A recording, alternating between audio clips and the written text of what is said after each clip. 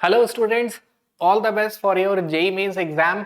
अब एग्जाम की तैयारी हो गई है। आप सोच रहे होगे लास्ट मोमेंट पे क्या करना है। तो मैं बोलूंगा, देखिए एक्चुअल में क्या होता है, जैसे मैं हमेशा बोलता हूँ, body management versus mind management, time management versus energy management. तो यहाँ पर अब लास्ट डे है तो सबसे ज्यादा इंपॉर्टेंट है एनर्जी मैनेजमेंट, कि आपको एनर्जी स्टोर करनी है, एनर्जी सेव करनी है। टाइम मैनेजमेंट अब आज के दिन तो इम्पोर्टेंट ही नहीं है, या जब एग्जाम से एक दिन पहले रहते हैं तो इम्पोर्टेंट नहीं होता है। तो यहाँ पर आपको सिर्फ क्या करना है, एनर्जी मैनेजमेंट। मतलब अब एनर्जी कैसे सेव करेंगे, एनर्जी सेव करने का तरीका ऑब्वियसली रेस्ट तो है। ये तो एक फिजिकल रेस्ट करने पे आपके पास आ जाएगी एनर्जी सेव, बट एनर्जी सबसे ज्यादा कहाँ यूटिलाइज होती है, तो कहते हैं कि किडनी एंड ब्रेन। तो अगेन आप रेस्ट करेंगे, हल्का खाना खाएंगे, वहां एनर्जी सेव होगी। ब्रेन में डू नॉट थिंक, सोचना नहीं है, या you have only one thinking कि मेरा एग्जाम कल अच्छा जाएगा। बस जैसे ये बात मैं बोलूंगा आपको लगेगा कि ये क्या इम्प्रैक्टिकल सी बात है कि सर कह रहे हैं कि मेरा एग्जाम अच्छा जाएगा, ये सोचो। लेकिन एक बात बताओ, आप ये सोचोगे कि एग्जाम मेरा खराब जाएगा, क्या ये प्रैक्टिकल है? दोनों हाइपोथेटिकल स्टेटमेंट है, तो क्यों ना पॉजिटिव स्टेटमेंट पे स्टिक रहा जाए। एंड पूरे दिन रेस्ट करना है, कुछ भी नेगेटिव थॉट्स को दिमाग में नहीं आने देना है, ये आपकी एनर्जी डिक्रीज ही करेंगे।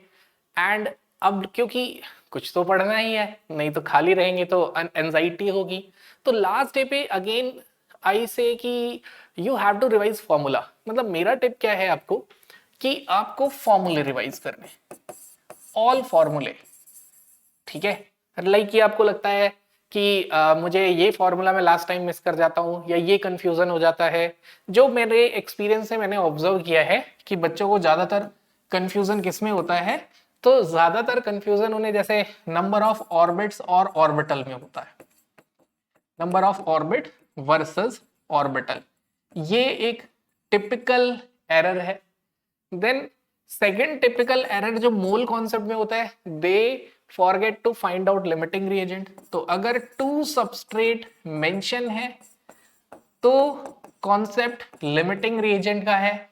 All calculations are done on the basis of limiting reagent. Then periodic properties में एज सच कोई प्रॉब्लम नहीं आता है बच्चों को। पीरियोडिक प्रॉपर्टीज में वो थोड़ा सा इलेक्ट्रॉन गेन इंथैल्पी पे कंफ्यूज होते हैं। उसके लिए मैं बोलता हूं कि आप सिंपली इलेक्ट्रॉन गेन इंथैल्पी जैसा वर्ड सोचो ही मत, क्योंकि जितने भी स्टैंडर्ड जगह क्वेश्चन आया है वो आया है with negative electron gain enthalpy.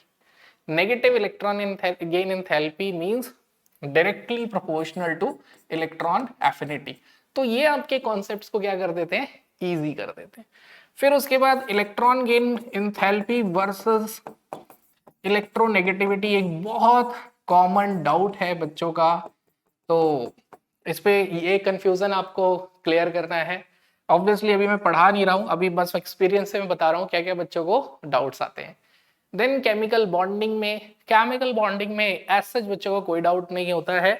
वहां पर अगर वो भूलते हैं तो हाइब्रिडाइजेशन का फॉर्मूला थोड़ा भूल जाते हैं कभी कभार, राइट।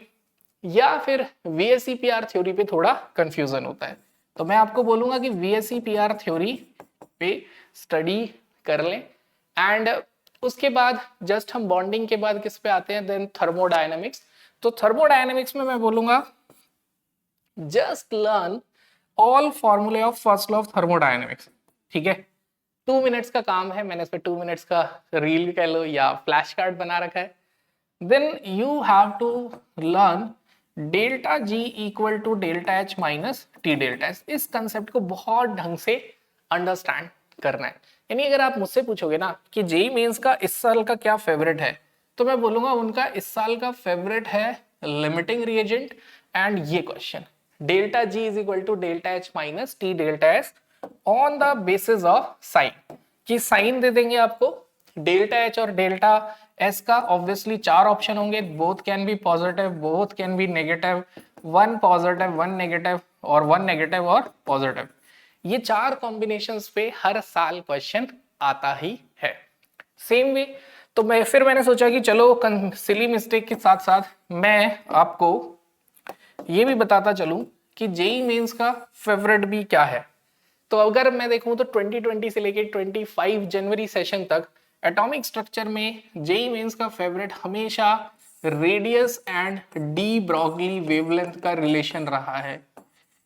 इस पे क्वेश्चन अभी जेई मेंस 2025 में भी आया था, तो ये रिलेशन आपको पता होना चाहिए। Means MVR equal to N lambda, generally इससे ये हो जाता है। MVR कह रहा हूं 2 पाई आर, ठीक है, MVR 2 pi R equal to, या MVR से ही हो जाएगा, MVR equal to N lambda या 2 pi R N equal to N lambda constructive interference. Then इसके बाद अगर थर्मोडायनेमिक्स का फेवरेट ये है, फिर हम मूव करते हैं थर्मोडायनेमिक्स से आगे रेडॉक्स पे। तो अगर हम रेडॉक्स में बात करें तो रेडॉक्स में इनका फेवरेट क्या है, ऑलवेज फेवरेट है रिड्यूस कौन होगा और ऑक्सीडाइज कौन होगा, रिड्यूस और ऑक्सीडाइज, ये वाला कंसेप्ट है। That concept you have to understand, इस कॉन्सेप्ट की आपको क्लैरिटी होनी चाहिए, रिडक्शन एजेंट और ऑक्सीडाइजिंग एजेंट। फिर आते हैं हम सॉल्यूशन चैप्टर पे।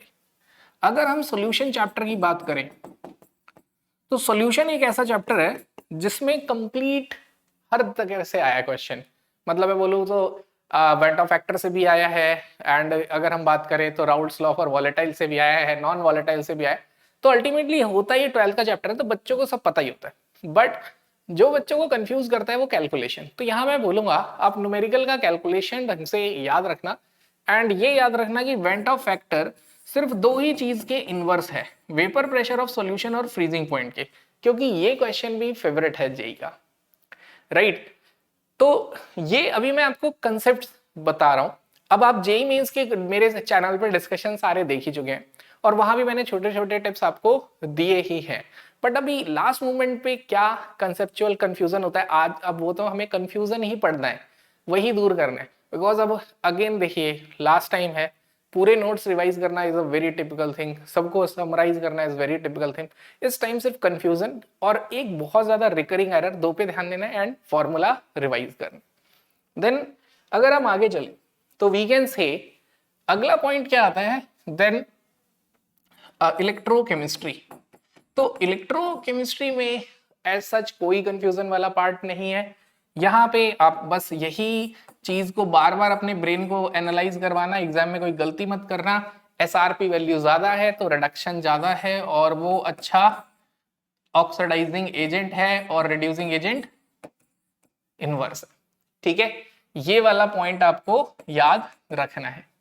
तो इलेक्ट्रो में नर्स्ट एंड फैराडेज के न्यूमेरिकल, और व्हाट इज माय फेवरेट, मेरा फेवरेट क्या है जो हर साल आ रहा है, मैं अपने फेवरेट पे स्टार लगा रहा हूं, product of electrolysis, this is my favourite, ठीक है। नाउ केमिकल काइनेटिक्स, तो केमिकल काइनेटिक्स में अगर आप मुझसे पूछोगे कि सर आपका क्या फेवरेट है, तो I will say all graph, ठीक है, सारे ग्राफ मेरे फेवरेट है, ऑल ग्राफ्स, ठीक है। अब मैं आपको थोड़ा बहुत याद दिला देता हूं कि ग्राफ कौन से। सी एक तो मतलब वेरी कॉमन चीज है कॉन्सेंट्रेशन और टाइम का graph for zero order and first order, syllabus में जीरो और फर्स्ट ही है। फिर उसके बाद रेट और कॉन्सेंट्रेशन का dependence, then half life and concentration का dependence, that is for zero and first order. उसके बाद मैं आपसे बोलूंगा तीन ग्राफ उसमें है कोलिजन थ्योरी में, कोलिजन थ्योरी में तीन ग्राफ कौन से हैं। एक ग्राफ ये है कि अगर टेम्परेचर 10 डिग्री राइज कर दिया तो एक T और एक T+10, आपको इसकी अंडरस्टैंडिंग होनी चाहिए ये दो पार्ट की, कि हर 10 डिग्री राइज पे रेट ऑफ रिएक्शन डबल क्यों होता है। दूसरा जो ग्राफ है वो है ये वाला रिएक्शन कोऑर्डिनेट का, जो अभी जेई मेंस में भी आया था। तीसरा ग्राफ है इन प्रेजेंस ऑफ कैटलिस्ट और इन एब्सेंस ऑफ कैटलिस्ट। तो ये पूरे कर्व्स, काइनेटिक्स में सीधे कर्व्स याद करिए, लेकिन सर कोई तो थ्योरी आ सकती है, करेक्ट। अगर कोई थ्योरी आ सकती है तो मेरी फेवरेट है सूडो फर्स्ट ऑर्डर रिएक्शन के example. What is pseudo first order reaction, and इस पे कंसेप्ट ज्यादातर एक ही पूछा जाता है, क्या कि सूडो फर्स्ट ऑर्डर का रेट कांस्टेंट की यूनिट होती है सेकंड ऑर्डर की, वो फर्स्ट ऑर्डर की नहीं होती, राइट। तो these are all about physical chemistry. अब अगर हम मूव करें next topic like P block, D block, F block, इसके लिए मैं बोलूंगा फॉर पी ब्लॉक जस्ट जो चार्ट्स हैं हर ग्रुप 13, 14, 15 के, वो सारे चार्ट्स एनालाइज करिए। सर क्या आज इतना हो सकता है? अब जैसे आपने अगर मेरा P block, D block, F block और कोऑर्डिनेशन देखा है तो आपको बहुत ही क्लियर है कि आज के दिन तो आपको एफ ब्लॉक की सिर्फ इलेक्ट्रॉनिक कॉन्फ़िगरेशन देखनी चाहिए और वो एलिमेंट याद करना चाहिए, क्योंकि सिलेबस एफ ब्लॉक के सिलेबस में है क्या, जेई या नीट दोनों में देखोगे इलेक्ट्रॉनिक कॉन्फ़िगरेशन वही आएगी और आ भी रही है। हर साल एफ ब्लॉक पे इलेक्ट्रॉनिक कॉन्फ़िगरेशन पे क्वेश्चन जेई में भी आ रहा है, नीट में भी आपने देखा ही है, जनवरी सेशन में भी आया। ये एक ऐसी चीज है जो आप करोगे तो एग्जाम में कराओगे। तो इलेक्ट्रॉनिक कॉन्फ़िगरेशन किसकी करोगे? एक्सेप्शनल कंपाउंड्स की।